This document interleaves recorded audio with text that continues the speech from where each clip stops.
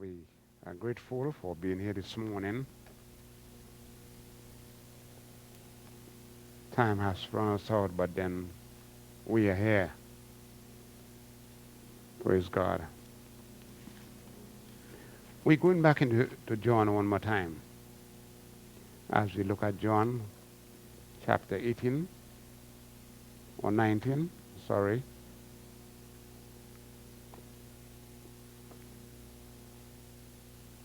And we had not gone very far. But then we will be going into verse 2 this morning of 19.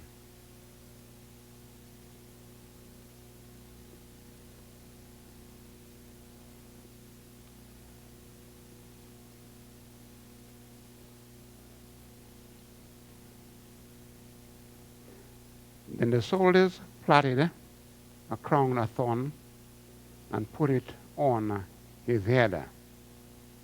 And they put on him a purple robe. That's where we are. And they put on him a purple robe and said, "Hail, King of the Jews." And they smote him with their hands.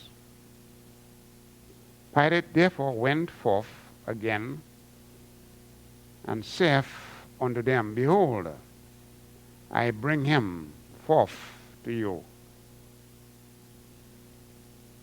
that ye may know that I find no fault in him." That is from 2 to 4. Now, if we have any comments there from 2 to 4, we do that, or I'll move down. First we saw where the soldiers plaited that crown of thorn.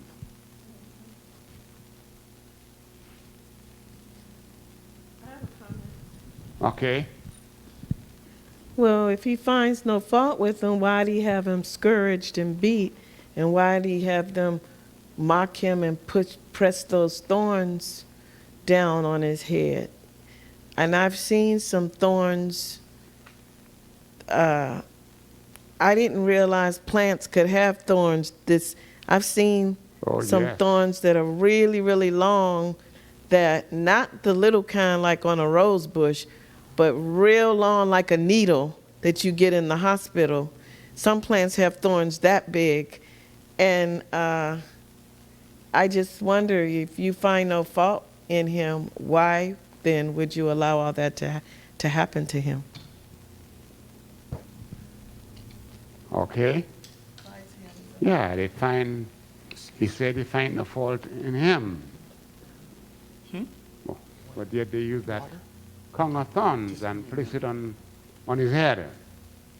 Okay, as I said, we could have some comments right there from 2 to 4. Clyde wants to comment.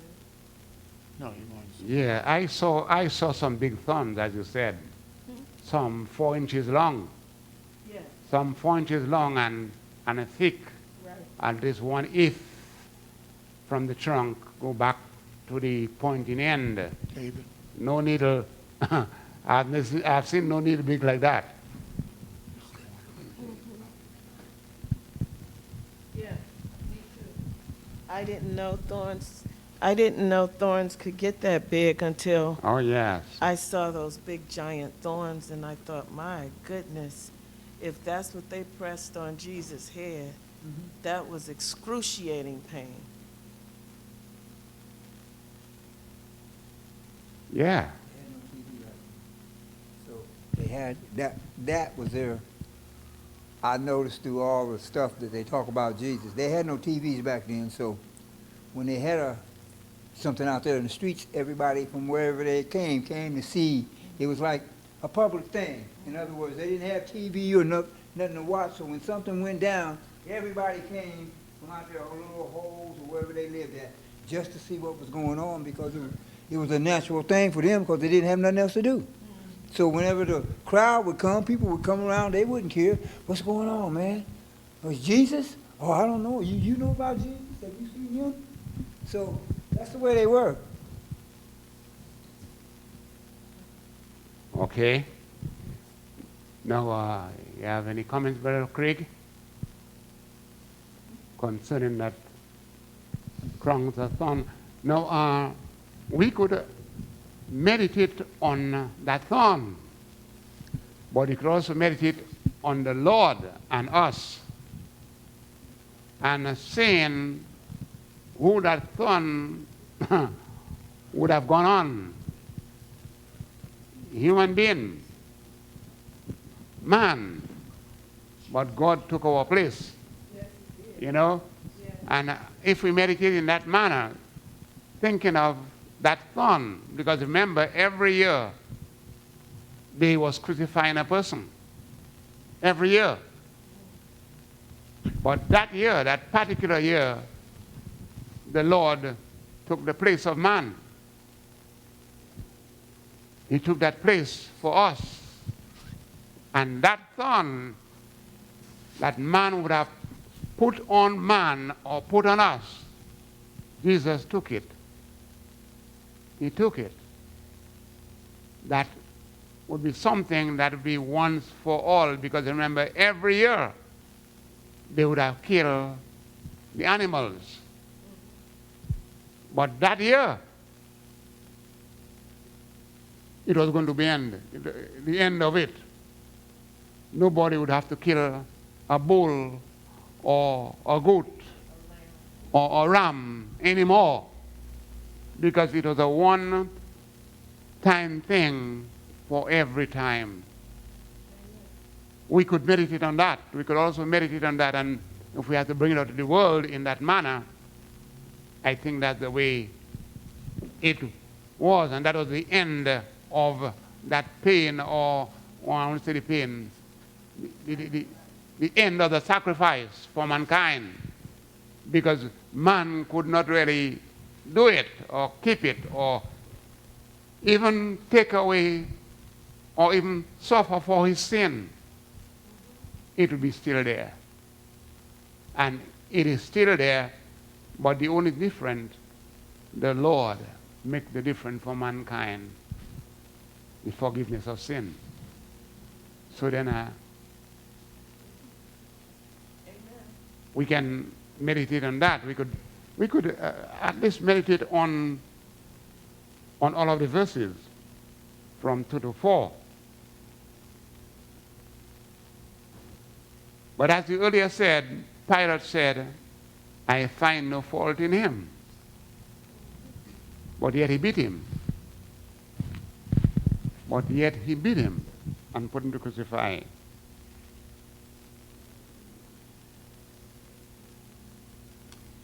Okay, we have how much? 5, 10, 15, almost 20 more minutes. Okay,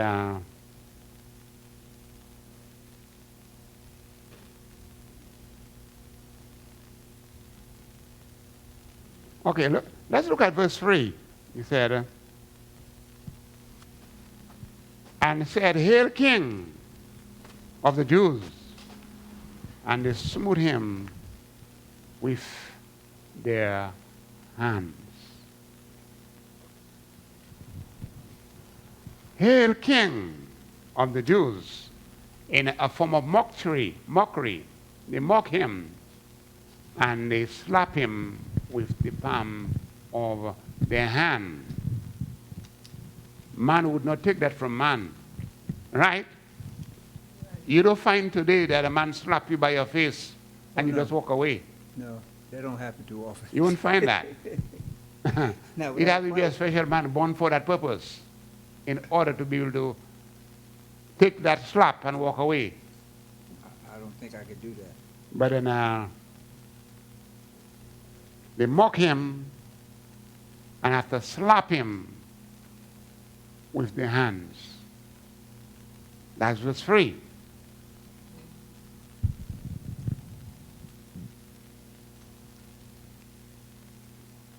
But as we earlier said, even last week, that was a process that Jesus went through. God the Father did it that way to the Son, or to his Son, in order to take away sin from mankind. It's that what man could not go through, the Son did it for us. And even today, as we speak, man will recognize what took place, what Jesus did for us. People still mock God. Some people say there is no God. If he said, not only that if he said we believe in God, but if he said that there is no God. But then when we look around us and can see everything, like the trees and the seas and everything else, the animals, that is enough to tell us there is a God. Right? Nature itself tells us there is the true God. Not only a God, but the God. Nature tells us that when we look around us and see what is around us. We can also emphasize on us when we go to bed and we go to sleep like we're unconscious. We do not know, but we're alive, and then get up for next day, for another day.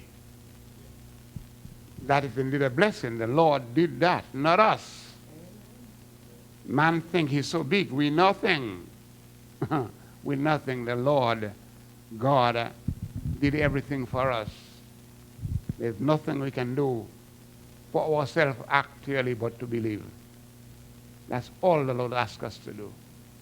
One thing the Lord asks man to do, just believe. Believe the Son came. Believe that the Son died for mankind. Know that we have sinned, and there is one that can forgive our sin.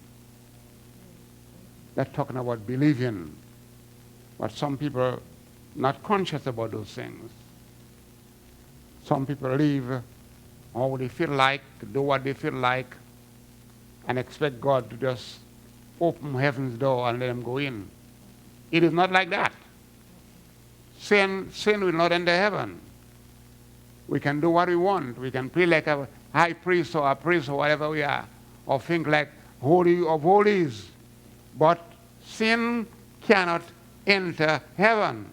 God forbid. And that's why they teach the world. We have to tell that to the world, that sin cannot enter heaven.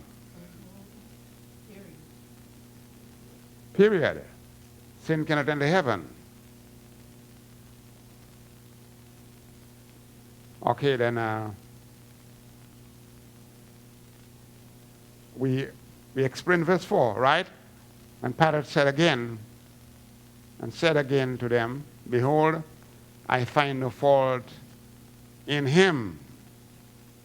I find no fault in him. But then somebody would ask again, why did he beat him?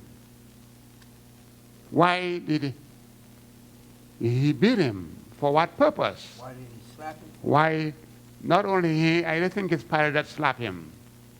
It's one of the soldiers, one of them that was wrong, that slapped him. But Pilate actually beat him, whip him. They whip him, and that was their custom, probably to do all of the prisoners before Jesus. They used to beat them even before they put them to the cross or crucify them. That is a form of satisfaction. But the Bible says all have sinned and come short of the glory of God. So actually the man that whip, the man he think that have fault. But what about him? The one that do the whipping. He have fault too. Right? He have fault too, but nobody did not whip him, and he would not want anybody to whip him. But he have fault, the very one that take that whip or whatever and whip those even before Jesus and even the Lord. But as we said last week, a lot of people didn't know who Jesus was. You didn't know who? They didn't know who he was. Jesus? The people did not know who Jesus was. Why I think they behaved that way too. They think he was just an ordinary man or our next one. You know, many times we use that word, the next one. But Jesus was not the next one. He was the main one that came to change things. He came to change things or to put the end of certain things. Hello. Yes, Brother Craig. This is the fulfillment of Isaiah 53.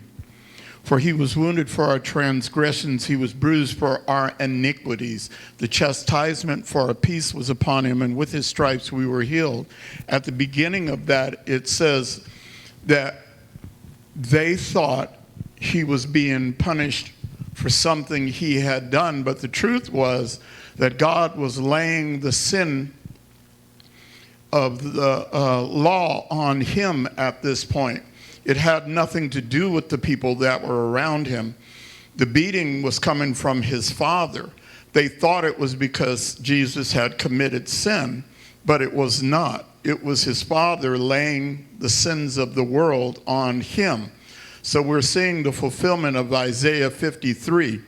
With his stripes we were healed. With his stripes we are healed. Okay. Yeah, by his stripes we are healed. Not only that we were healed, but by his stripes we are healed. Brother David, you think that, Brother David? No, it's about right. By his stripes we are healed. Yeah. Okay.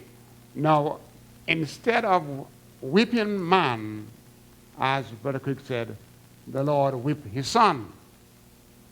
It was a form of a switch from man to the son to the cross, right? Because he was going to nail that sin to the cross. He was going to nail that sin of mankind to the cross. But again, how many believe? How many believe that was the case, or that was happening? Because even today, some people don't believe it is real. But that is real stuff, real hard stuff. He did it for us. He died for our sin. He died to take away sin. And even before he went to the cross, he said to man, do you think that I have the power to forgive sin? I have the power to forgive sin. He told them he had the power to forgive sin. And they took up stone to stone him. Again, the Jews. Because they didn't believe, they did not understand that he had the power to forgive sin. So that's what we have to really believe. We have another verse, or probably one or two more verses. But time is not, but let's look at verse 5. Then came Jesus forth, wearing the crown of thorns and the purple robe. And Pilate saith unto them, behold the man. Behold the man. Right. After all what was done, he came wearing that crown of thorn upon his head and the purple robe. Can someone explain that purple robe, what that signify? One that purple robe had signify? Yeah. I believe the purple robe signified royalty, that the royals wore the color purple. And they were mocking Jesus, but they didn't know that they were mocking the King of Kings and Lord of Lords. Okay, anybody else believe that? Anybody understand that? What the purpose of the purple robe? Anybody else believe or have another comment beside what Sister Renee said? Okay. Who else believe that? You believe that? Anybody else believe that I believe the it. robe refers to royalty? I believe it. Okay, that's right. You think they knew that? The people that put that robe on him? That they knew that it was for royalty? Possibility. They may have knew. They may have knew. Okay. Some of them. I don't think all of them did, but some of them did. Hold up the mic, Ken. Some of them knew, but I don't think all of them did. Okay. First of all, purple. Who knew purple was for royalty? They had to know. Some of the people back here that were in, like the Pharisees, they knew that purple was a royalty thing. But I don't think the rest of the people on the streets knew that the purple robe was royalty, or the crowns. I think they were just. It's like when you ain't got nothing else to do. What do? You go outside and make fun of people. People that don't have nothing else to do, ain't got no business. They go out and find business by getting in somebody else's business. So that's what they were more or less doing. Okay. Now, we saw a difference there between that crown of thorn and a crown of gold. There is two differences, right? Yeah. We observe that that crown of gold is, it has to be royalty or dignitary or power. That crown of thorn look like criminal stuff, right? Or a murderer. They put him on the punishment. But actually, he said it was the crown of thorn. So instead of putting that crown of gold on his head, they put that crown of thorn, which is like a punishment for even seeing that he is the Son of God.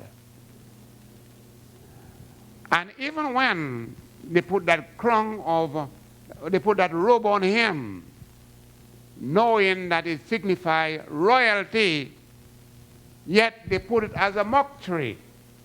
They put it like mocking him. He say he is king. Is he really king? He think he is king? Or he want to take the place of Caesar? Or whoever was the reigning king at that time? But actually, he was the king.